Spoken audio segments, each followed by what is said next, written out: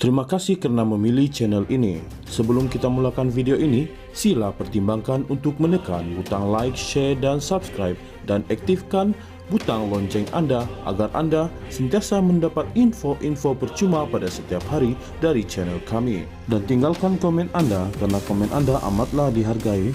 Terima kasih. Malaysia boleh bankrupt jika tuntutan waris Kesultanan Sulu sebanyak 14.92 bilion Amerika Syarikat atau 62.59 bilion ringgit berjaya mereka perolehi. Ahli Parlimen Pasir Gudang Hassan Abdul Karim berkata, perkara itu perlu diambil serius kerana ancaman waris Kesultanan Sulu itu adalah ugutan yang nyata serta bukan diada-adakan dan kini sudah menjadi isu global. Kedaulatan Malaysia sekarang sudah jadi buah mulut dan dijajah di Tribunal Timbang Tarah dan Mahkamah Antarabangsa di Eropah. Isu ini sekarang bukan isu meriam, senapang dan peluru. Ia kini sudah menjadi isu perundangan antarabangsa, katanya dalam satu kenyataan pada Sabtu. Beliau menegaskan Malaysia tidak boleh mengambil pendekatan politik sempit untuk faedah domestik apabila berdepan ancaman kedaulatan wilayah dari musuh yang berada di luar negara.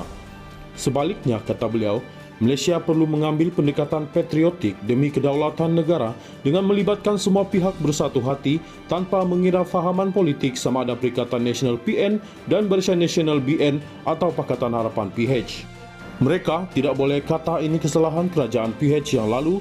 Begitu juga bekas-bekas Perdana Menteri dan Menteri-Menteri PH tidak boleh melepaskan tanggungjawab mereka dan berkata hal ini bukan salah mereka tetapi kecuaian bekas Perdana Menteri Datuk Seri Najib Razak dan kerajaan BN terdahulu, katanya.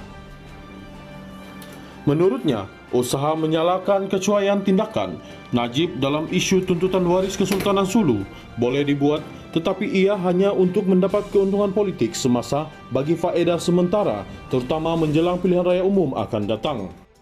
Jelasnya, tindakan itu tidak membantu usaha Malaysia mencabar keputusan Tribunal Timbang Tarah di Mahkamah Perancis, termasuk golongan anti-PH yang berusaha menyalahkan Peguam Negara Tommy Thomas semasa pentadbiran kerajaan PH kerana mengirim surat kepada Peguam Waris Kesultanan Sulu sekaligus turut disifatkan sebagai tindakan bermotifkan politik.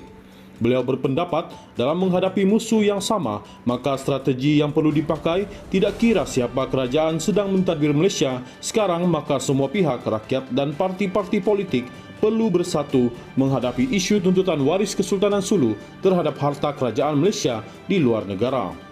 Bukan harta milik Petronas sahaja sedang dituntut dan diugut, tetapi harta-harta Malaysia yang lain juga. Kenapa waris Kesultanan Sulu memilih harta milik Petronas? Jawapannya, pertama, kerana Petronas banyak harta di seluruh dunia. Kedua, kerana jenama atau branding Petronas dikenali seantero dunia dalam perlumbaan kereta F1 yang bersifatkan global itu. Imej Petronas sangat dikenali di planet bumi, ujarnya.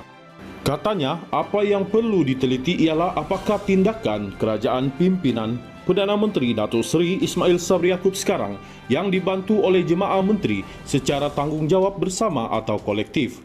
Di Fakta Menteri Undang-Undang, Datuk Seri Dr. Wan Junaidi Tuanku Jaafar, Peguam Negara Idris Harun bersama Perdana Menteri dan Kabinet memikul tanggungjawab di barisan hadapan untuk menghadapi tuntutan waris Kesultanan Sulu dari sudut perundangan antarabangsa buat masa ini di Mahkamah Perancis, katanya.